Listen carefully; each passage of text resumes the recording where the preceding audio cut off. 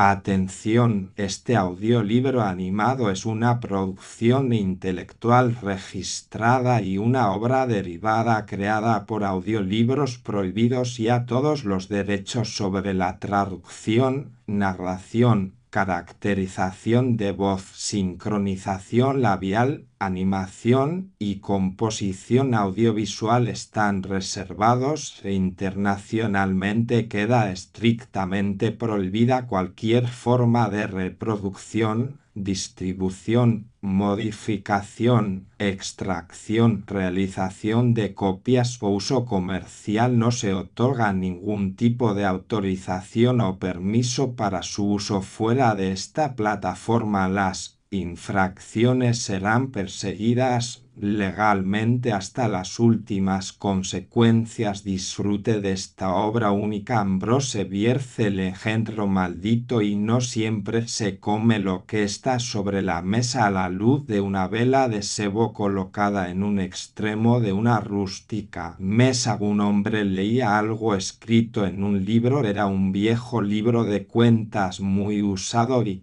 al parecer, su escritura no era demasiado legible porque a veces el hombre acercaba el libro a la vela para ver mejor. En esos momentos la mitad de la habitación quedaba en sombra y solo era posible entrever unos rostros borrosos, los de los 8 hombres que estaban con el lector. 7 de ellos se hallaban sentados, inmóviles y en silencio, junto a las paredes de troncos rugosos y, dada la pequeñez del cuarto, a corta distancia de la mesa. De haber extendido un brazo, cualquiera de ellos habría rozado al 8.º hombre que, tendido boca arriba sobre la mesa, con los brazos pegados a los costados, estaba parcialmente cubierto con una sábana. Era un muerto. El hombre del libro leía en voz baja salvo el cadáver. Todos parecían esperar que algo ocurriera. Una serie de extraños ruidos de desolación nocturna penetraba por la abertura que hacía de ventana. El largo aullido innombrable de un coyote lejano, la incesante vibración de los insectos en los árboles, los gritos extraños de las aves nocturnas, tan diferentes del canto de los pájaros durante el día, del zumbido de los grandes escarabajos que vuelan desordenadamente, y todo ese coro indescifrable de leves sonidos que, cuando de golpe se interrumpe, queremos haber escuchado solo a medias, con la sospecha de haber sido indiscretos. Pero nada de esto era advertido en aquella reunión. Sus miembros, según se apreciaba en sus rostros hoscos con aquella débil luz, no parecían muy partidarios de fijar la atención en cosas superfluas. Sin duda alguna eran hombres de los contornos, granjeros y leñadores. El que leía era un poco diferente. Tenía algo de hombre de mundo, sagaz, aunque su indumentaria revelaba una cierta relación con los demás. Su ropa apenas habría resultado aceptable en San Francisco. Su calzado no era el típico de la ciudad, y el sombrero que había en el suelo a su lado era el único que no lo llevaba puesto. No podía ser considerado un adorno personal sin perder todo su sentido. Tenía un semblante agradable, aunque mostraba una cierta severidad aceptada y cuidada en función de su cargo. Era el juez, y como tal se hallaba en posesión del libro que había sido encontrado entre los efectos personales del muerto en la misma cabaña en que se desarrollaba la investigación. Cuando terminó su lectura se lo guardó en el bolsillo interior de la chaqueta. En ese instante la puerta se abrió y entró un joven. Se apreciaba claramente que no había nacido ni se había educado en la montaña. Iba vestido como la gente de la ciudad. Su ropa, sin embargo, estaba llena de polvo, ya que había galopado mucho para asistir a aquella reunión. Solamente el juez le hizo un breve saludo. Le esperábamos, dijo. Es necesario acabar con este asunto esta misma noche. Lamento haberles hecho esperar, dijo el joven. Sonriendo me marché, no para eludir su citación, sino para enviar a mi periódico un relato de los hechos como el que supongo quiere usted oír de mí. El juez sonrió. Ese relato tal vez difiera del que va a hacernos aquí bajo juramento. Como usted guste, replicó el joven enrojeciendo con vehemencia. Aquí tengo una copia de la información que envía a mi periódico. No se trata de una crónica que resultaría increíble, sino de una especie de cuento. Quisiera que formara parte de mi testimonio, pero usted dice que es increíble. Eso no es asunto suyo, señor juez. Sí, yo juro que es cierto. El juez permaneció en silencio durante un rato, con la cabeza inclinada. El resto de los asistentes charlaba en voz baja sin apartar la mirada del rostro del cadáver. Al cabo de unos instantes el juez alzó la vista y dijo: «Continuemos con la investigación». Los hombres se quitaron los sombreros y el joven prestó juramento. «¿Cuál es su nombre?», le preguntó el juez. «William Marker. Edad, 27 años. ¿Conocía usted al difunto Morgan?». «Sí». «¿Estaba usted con él cuando murió?». «Sí, muy cerca». «¿Y cómo se explica su presencia? Quiero decir, había venido a visitarle para ir a cazar y a pescar. Además, también quería estudiar su tipo de vida, tan extraña y solitaria. Parecía un buen modelo para un personaje de novela. A veces escribo cuentos y yo a veces los leo». «Gracias». «Cuentos en general. No me refería solo a los suyos». Algunos de los presentes se echaron a reír. En un ambiente sombrío el humor se aprecia mejor. Los soldados ríen con facilidad en los intervalos de la batalla, y un chiste en la capilla mortuoria, sorprendentemente, suele hacernos reír. «Cuéntenos las circunstancias de la muerte de este hombre», dijo el juez. «Puede utilizar todas las notas o apuntes que desee». El joven comprendió. Sacó un manuscrito del bolsillo de su chaqueta y, tras acercarlo a la vela, pasó las páginas hasta encontrar el pasaje que buscaba. Entonces empezó a leer. Lo que puede ocurrir en un campo de avena silvestre. Apenas había amanecido cuando abandonamos la casa. Íbamos en busca de codornices, cada uno con su escopeta, y nos acompañaba un perro. Morgan dijo que la mejor zona estaba detrás de un cerro que señaló, y que cruzamos por un sendero rodeado de arbustos. Al otro lado el terreno era bastante llano y espesamente cubierto de avena silvestre. Cuando salimos de la maleza, Morgan iba unas cuantas yardas por delante de mí. De repente oímos, muy cerca, a nuestra derecha y también enfrente, el ruido de un animal que se revolvía con violencia entre unas matas. «Es un ciervo», dije. «Ojalá hubiéramos traído un rifle». Morgan, que se había parado a examinar los arbustos, no dijo nada, pero había cargado los 2 cañones de su escopeta y se disponía a disparar. Parecía algo excitado, y esto me sorprendió, pues era célebre por su sangre fría, incluso en momentos de súbito e inminente peligro. «Venga», dije, «no esperarás acabar con un ciervo a base de perdigones, ¿verdad?». «No», contestó, pero cuando se volvió hacia mí vi su rostro y quedé impresionado por su expresión tensa. Comprendí entonces que algo serio ocurría, y lo primero que pensé fue que nos habíamos topado con un oso. Colgué mi escopeta y avancé hasta donde estaba Morgan. Los arbustos ya no se movían y el ruido había cesado, pero mi amigo observaba el lugar con la misma atención. «¿Pero qué pasa? ¿Qué diablos es?», le pregunté.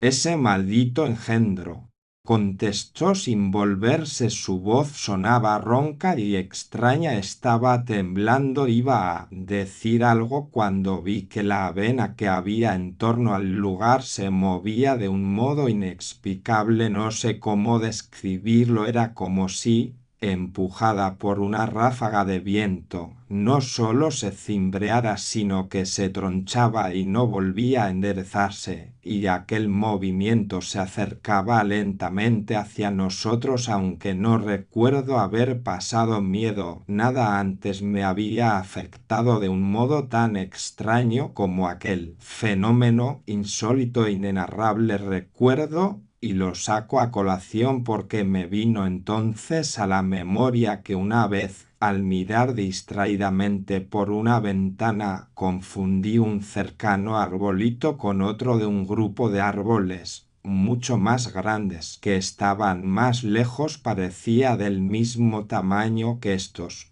pero al estar más clara y marcadamente definido en sus detalles, no armonizaba con el resto. Fue un simple error de perspectiva, pero me sobresaltó y llegó incluso a aterrorizarme. Confiamos tanto en el buen funcionamiento de las leyes naturales que su suspensión aparente nos parece una amenaza para nuestra seguridad, un aviso de alguna calamidad inconcebible. Del mismo modo, aquel movimiento de la maleza, al parecer sin causa, y su aproximación lenta e inexorable resultaban inquietantes. Mi compañero estaba realmente asustado. Apenas pude dar crédito a mis ojos cuando le vi arrimarse la escopeta al hombro y vaciar los 2 cañones contra el cereal en movimiento. Antes de que el humo de la descarga hubiera desaparecido, oí un grito feroz, un alarido como el de una bestia salvaje, y vi que Morgan tiraba su escopeta y,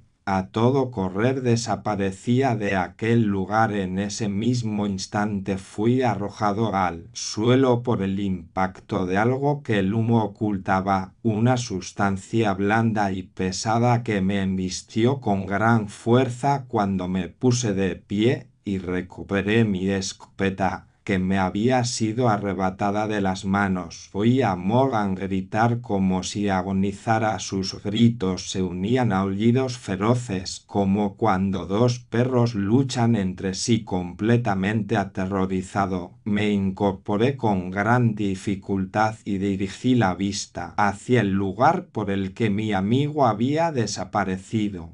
Que Dios me libre de otro espectáculo como aquel. Morgan estaba a unas 30 yardas, tenía una rodilla en tierra, la cabeza, con su largo cabello revuelto, descoyuntada espantosamente hacia atrás, y era presa de unas convulsiones que zarandeaban todo su cuerpo. Su brazo derecho estaba levantado y, por lo que pude ver, había perdido la mano. Al menos yo no lo veía. El otro brazo había desaparecido. A veces, tal como ahora recuerdo aquella escena extraordinaria, no podía distinguir más que una parte de su cuerpo. Era como si hubiera sido parcialmente borrado. Ya sé, es extraño, pero no sé de expresarlo de otra forma, y al cambiar de posición volviera a apreciarse de nuevo en su totalidad. Debió de ocurrir todo en unos pocos segundos, durante los cuales Morgan adoptó todas las posturas posibles del obstinado luchador que es derrotado por un peso y una fuerza superiores. Yo solo le veía a él, y no siempre con claridad. Durante el incidente soltaba gritos y profería maldiciones acompañadas de unos rugidos furiosos como nunca antes había oído salir de la garganta de un hombre o una bestia. Permanecí en pie por un momento sin saber qué hacer, hasta que decidí tirar la escopeta y correr en ayuda de mi amigo. Creí que estaba sufriendo un ataque o una especie de colapso. Antes de llegar a su lado, le vi caer y queda inerte. Los ruidos habían cesado, pero volví a ver con un sentimiento de terror como jamás había experimentado el misterioso movimiento de la avena que se extendía desde la zona pisoteada en torno al cuerpo de Morgan hacia los límites del bosque. Solo cuando hubo alcanzado los primeros árboles, aparté la vista de aquel insólito fenómeno y miré a mi compañero. Estaba muerto.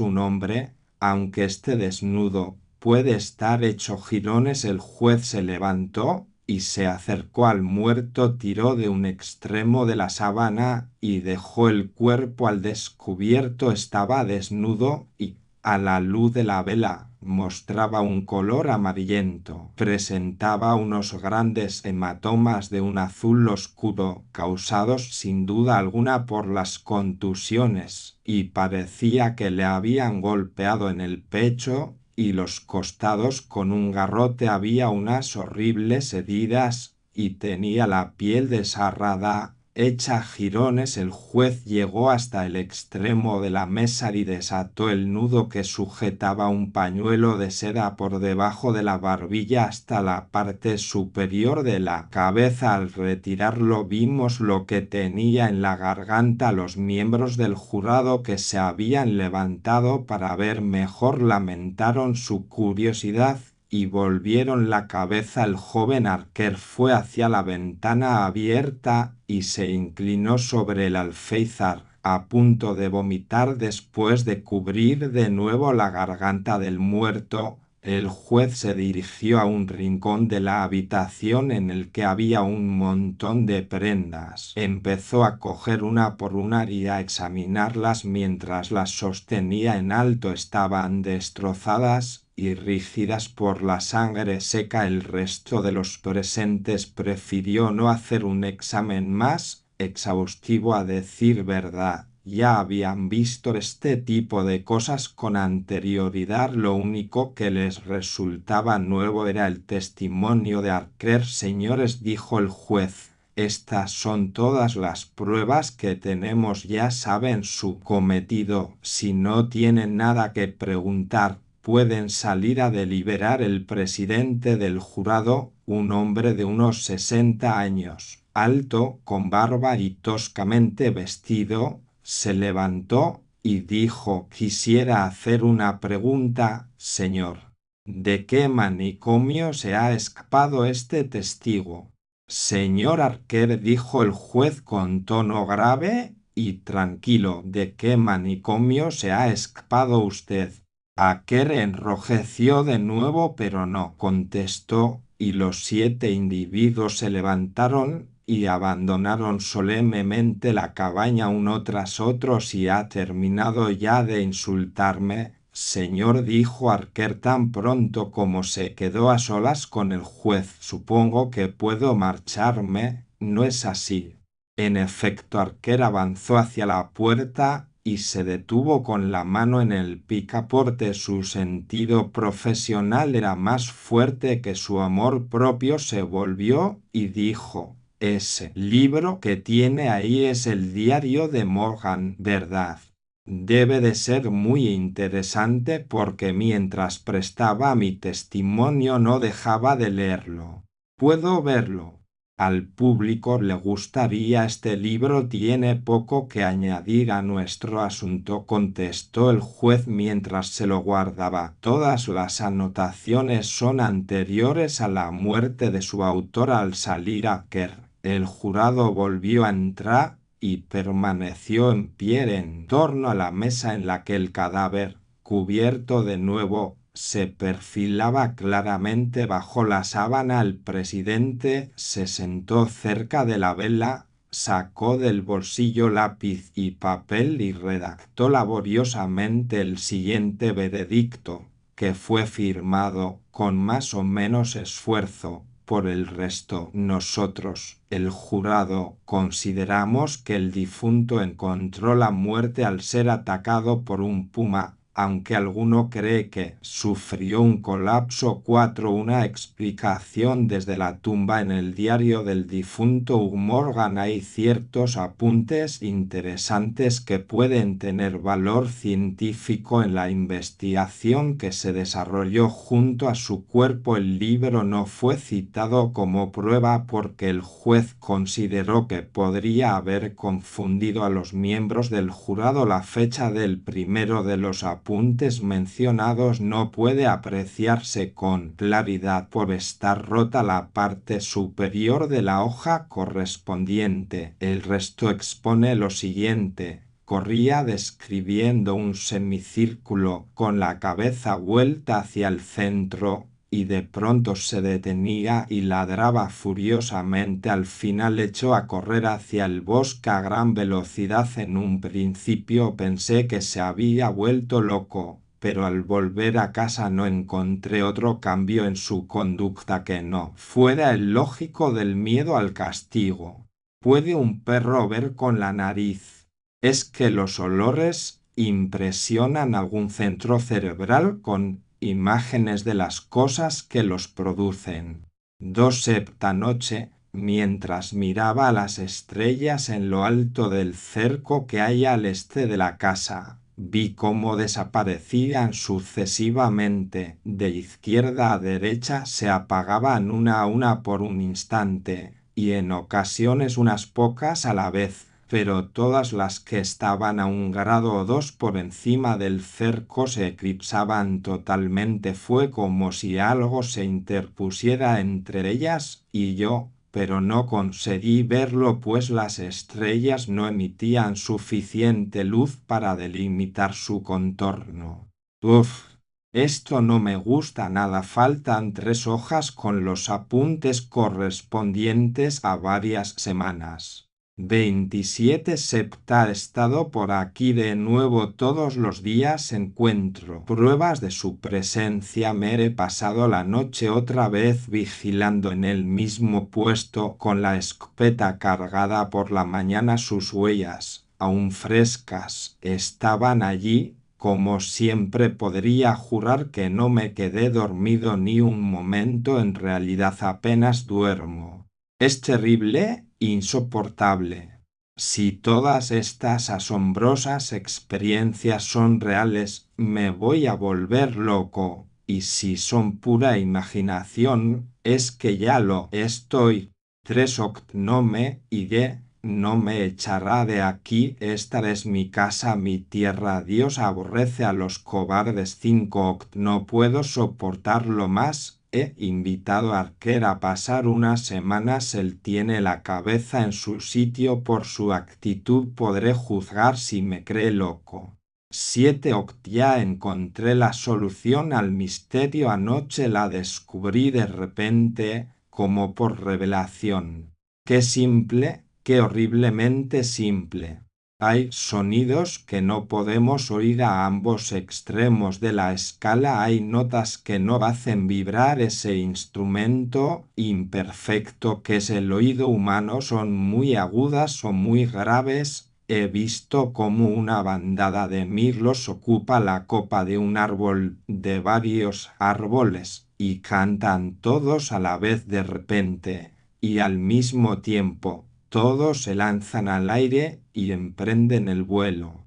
¿Cómo pueden hacerlo si no se ven unos a otros? Es imposible que vean el movimiento de un jefe. Deben de tener una señal de aviso, una orden de un tono superior al estrépito de sus trinos, que es inaudible para mí. He observado también el mismo vuelo simultáneo cuando todos estaban en silencio, no solo entre mirlos, sino también entre otras aves como las perdices, cuando están muy distanciadas entre los matorrales, Incluso en pendientes opuestas de una colina, los marineros saben que un grupo de ballenas que se calienta al sol o juguetea sobre la superficie del océano, separadas por millas de distancia, se zambullen al mismo tiempo y desaparecen en un momento. La señal es emitida en un tono demasiado grave para el oído del marinero que está en el palo mayor o el de sus compañeros en cubierta, que sienten la vibración en el barco. Como las piedras de una catedral se conmueven con el bajo del órgano, y lo que pasa con los sonidos ocurre también con los colores a cada extremo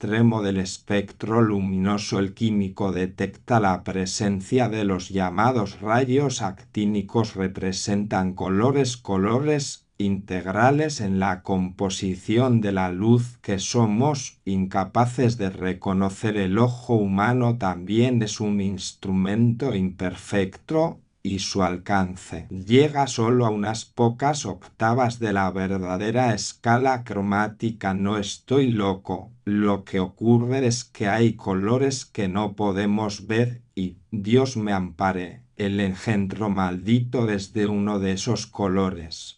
Fin. Atención, este audiolibro animado es una producción intelectual registrada y una obra derivada creada por Audiolibros Prohibidos, y a todos los derechos sobre la traducción, narración, caracterización de voz, sincronización labial, animación y composición audiovisual están reservados internacionalmente. Queda estrictamente prohibida cualquier forma de reproducción, distribución, modificación, extracción, realización de copias o uso comercial. No se otorga ningún tipo de autorización o permiso para su uso fuera de esta plataforma. Las infracciones serán perseguidas legalmente hasta las últimas consecuencias. Disfrute de esta obra única.